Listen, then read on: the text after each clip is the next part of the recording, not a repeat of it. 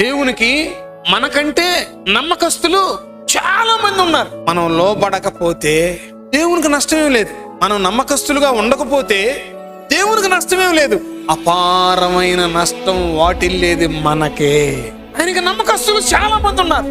నువ్వు నేను నమ్మకస్తులుగా లేకపోతే దేవునికి ఏమి నష్టం ఉండదు. కానీ ఆ పని కోల్పోయామే, ఆ ఆశీర్వాదం కోల్పోయామే, ఆ నమ్మకత్వాన్ని కోల్పోయామే, ఆయనకి ఇష్టలుగా ఉండకుండా చేయి జార్చుకున్నామే, అపారమైన నష్టం మనకే.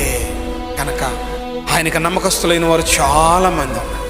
ఏలియా అనుకుంటున్నాడు, నీ కోసం రోషంగా నిలబడింది నేనొక్కడినే అన్నాడు. కోట్లకి వెళ్ళి అన్నాడు, ఇదిగో నా బిడ్డలు బయలుకు మొక్కని వారు బొచ్చుడు మంది ఉన్నారన్నాడు. దేవుని నామ స్తోత్ర. కనపడేది ఏలియానే, కనపడని వాళ్ళు దేవుని యందు నమ్మకస్తులు ఎంతో మంది. నేటి దినాలలో కూడా దేవునికి నమ్మకంగా ఉన్నవారు ఎంతో మంది ఉన్నారు. ఇదిగో నువ్వు నమ్మకత్వం లేకపోతే నిన్ను తీసేసి వాళ్ళని పెడతాడు. అయితే దేవునికి ఏమి నష్టం లేదు, తీసివేయబడ్డావే మనకు నష్టం.